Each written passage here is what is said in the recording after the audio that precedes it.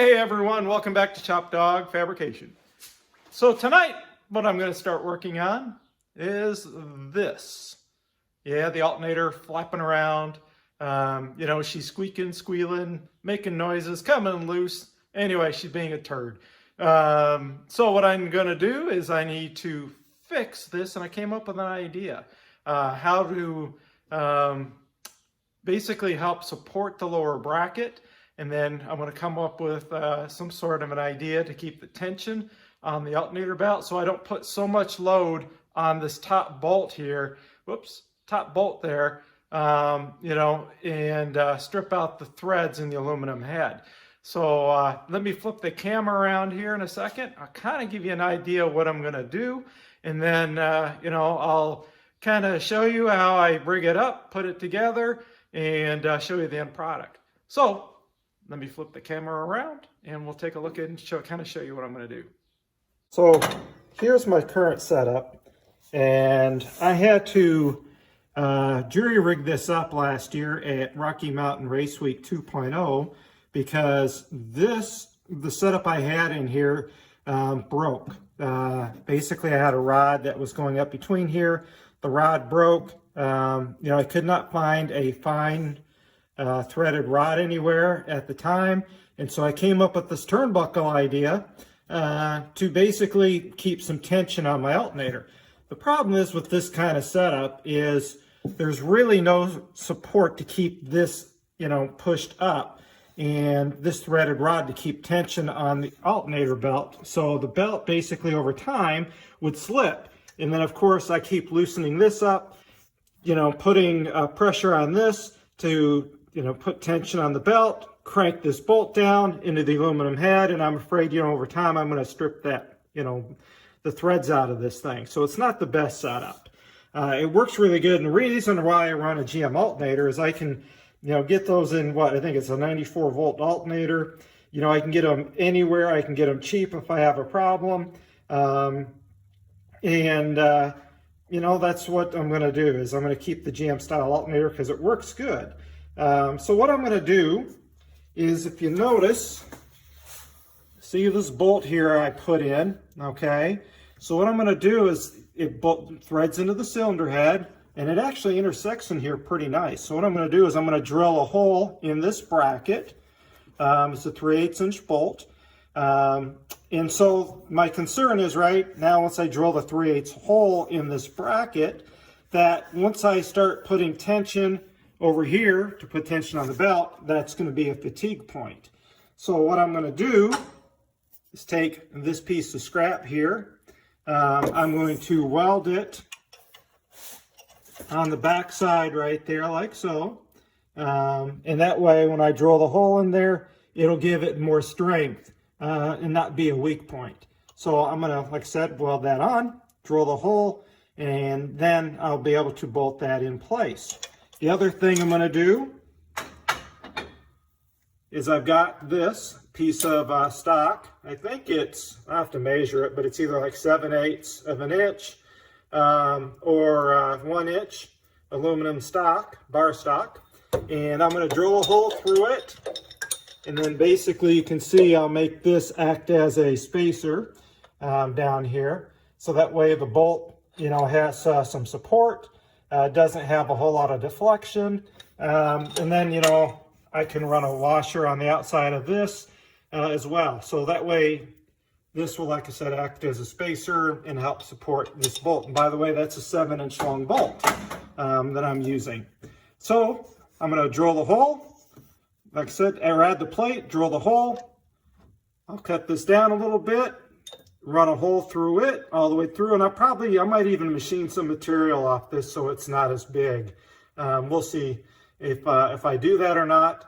Maybe more like the size of this. You can see how the big difference in size.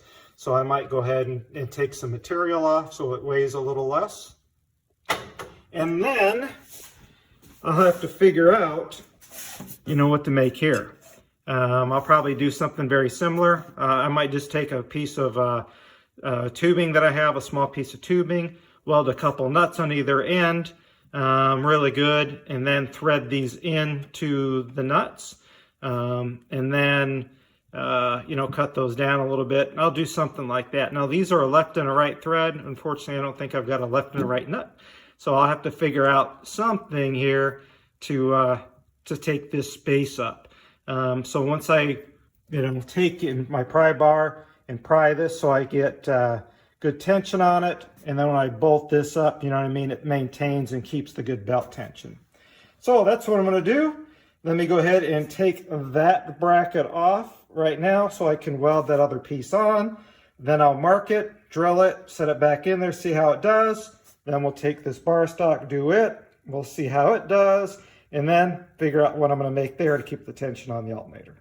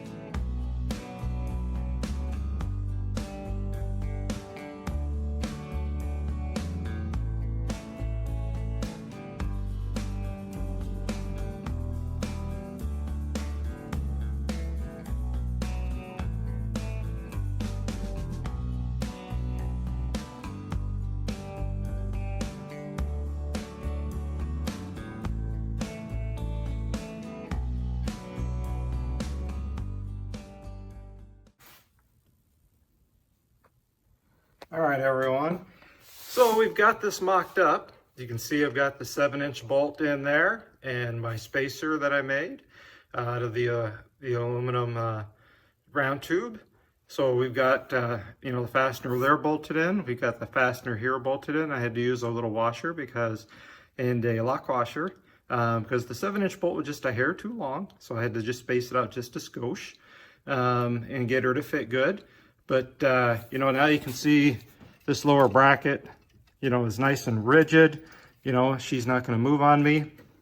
So now what we need to do is need to put the belt on it here. Tighten up, the bolt there so I can put some tension on the belt just a little bit so I can figure out, what I need to come up with for this guy to now put the tension from here in here, to keep the belt tight. So that's kind of where we're at next. All right, so now I went ahead and I've got the belt installed here. She's pretty tight. Probably need to put a little more tension on it. But, we are close to the bolt here. So I may need to turn this bolt a little bit so the flat is to the belt. And then as you can see, well, that's way off now compared to what I had to rig up last year for Race Week 2.0 for the drag and drive event. So now I need to come up with something a whole lot shorter than this. So we can basically push now up on this and put a little more tension on the belt, and then we'll fire it up and make sure that we do not contact, the bolt here. So let me go ahead and figure out what I'm going to do here. All right, so what I did is I just took a piece of steel plate here. It actually looks like this. Cut it off because that was already pre-slotted, and then I just drilled a 3/8 hole here. And the reason I did that is I wanted to start it and see what's going to happen, with the belt floppage and, the bolt, to see if we have any issues or not. And then what I'll do is I'll come up with a more permanent solution. I need to come up with a couple of these eyelets that are both right hand. This is a left and a right, and I do not have, obviously, a left-hand nut to do this to where I can adjust it. So I need to come up with something a little better. But as a temporary, just to see how this all functions, we're going to go ahead and fire the car up here in just a moment and see what kind of belt floppage we've got.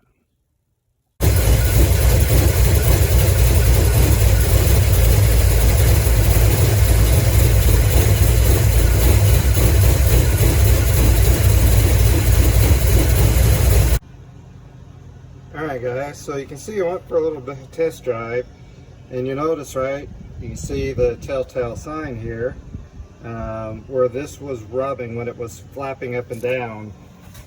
It's the bolt head right there, so she's definitely touching. Not significantly, but you know, enough over time to where it's going to fray that belt and cause some damage. So what I'm probably going to need is a belt that's maybe a 1/2 inch, 3/4 inch longer than this one. That way I can lift up the alternator a little higher, create a little different spacer there.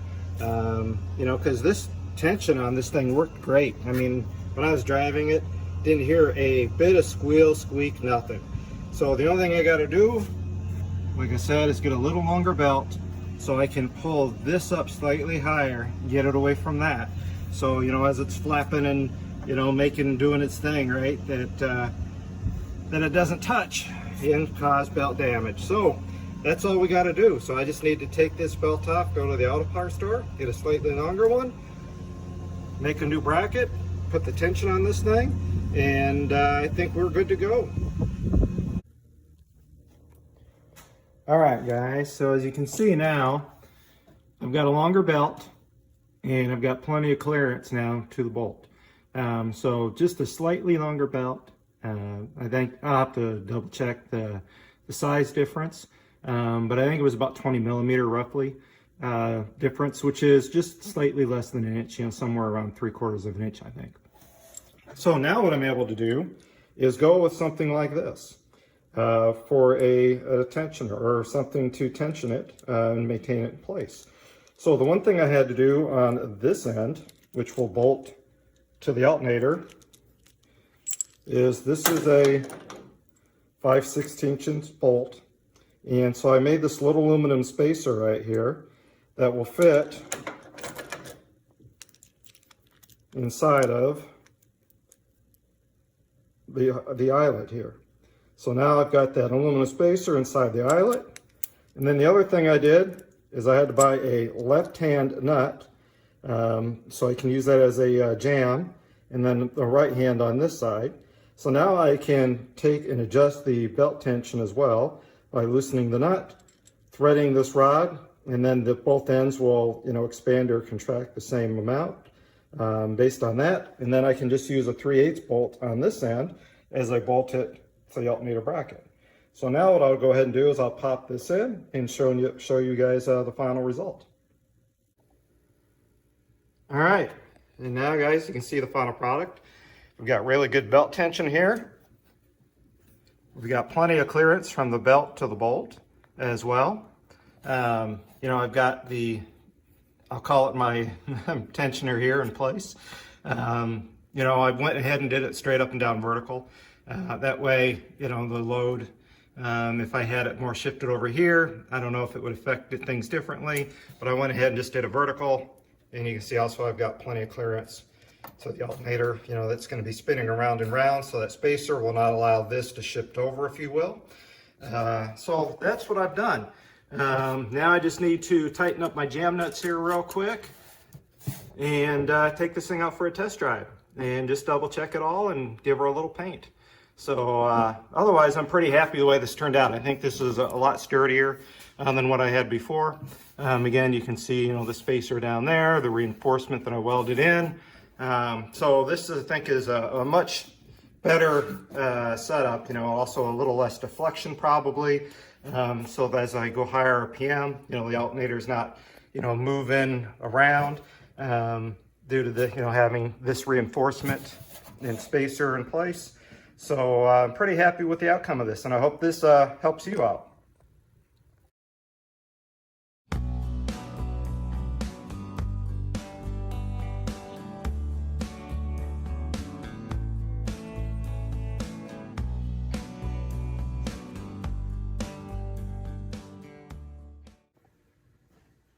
So guys, I hope you know what I've done to mount this GM alternator on my Mopar helps you.